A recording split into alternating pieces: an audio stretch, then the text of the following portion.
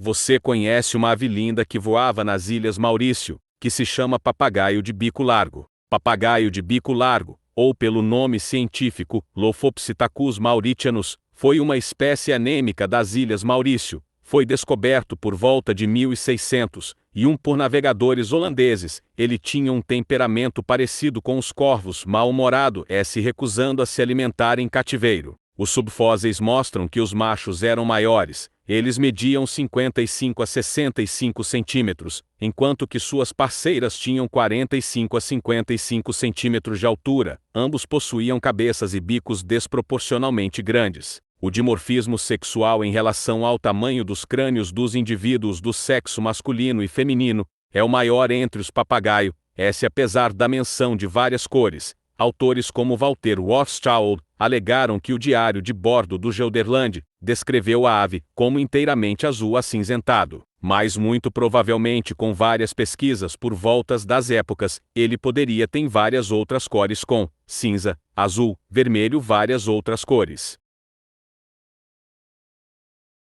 O papagaio de bico largo ele era incapaz de voar por causa das suas asas pequenas, pelo seu grande tamanho, mas de acordo com a análise de Hume, o desenho a lápis subjacente mostra que as asas não eram tão curtas assim. Elas aparecem amplas, tais como as de espécies adaptadas a viver em florestas, e a alula parece grande, uma característica de aves de voo lento. Sua quilha external era reduzida, mas não o suficiente para impedir o voo. Além disso, o relato de Hoffman afirma que a espécie podia voar, embora com dificuldade, e a primeira ilustração publicada mostra o papagaio no topo de uma árvore, um lugar improvável caso fosse exclusivamente terrestre. O papagaio de bico largo pode ter tido o comportamento de uma ave quase incapaz de voar, como várias outras espécies de aves. As espécies morfologicamente semelhantes ao papagaio de bico largo, como a arara azul e a cacatua das palmeiras, podem fornecer pistas sobre sua ecologia.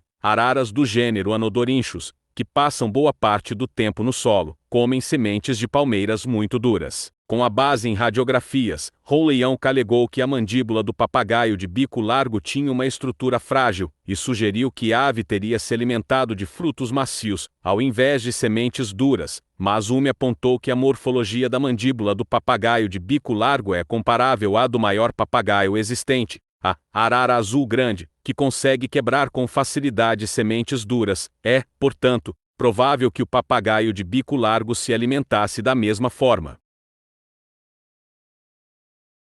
A extinção dessa ave foi devido à sua fraca habilidade de voo, tamanho grande e possível destemor insular. O papagaio de bico largo era uma presa fácil para os marinheiros. Seus ninhos podem ter sido extremamente vulneráveis à predação por ratos e macacos caranguejeiros, animais introduzidos pelos europeus. Várias fontes indicam que a ave era agressiva, o que pode explicar a razão de ter sobrevivido por tanto tempo, apesar das espécies invasoras trazidas nos navios. Acredita-se que o papagaio tenha sido extinto por volta da década de 1680 após a sua descoberta em 1601, quando as palmeiras que o sustentavam foram derrubadas em larga escala, ao contrário de outras espécies de papagaios, que foram muitas vezes tomadas como animais de estimação por marinheiros. Não há registros de papagaios bico largo sendo transportados, vivos ou mortos, de Maurício, talvez por causa do estigma associado aos corvos. Pela ganância do homem levou várias espécies endêmicas de um